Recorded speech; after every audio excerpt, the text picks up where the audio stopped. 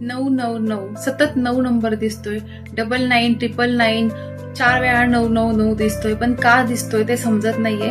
तर हा तुमच्यासाठी युनिव्हर्स कडून, एंजल्स कडून सिग्नल आहे की एक चॅप्टर जो तुमच्या लाईफमध्ये सुरू होता तो आता संपणार आहे आणि नवीन चॅप्टर सुरू होणार आहे. तर नवीन फेज सुरू होणार आहे.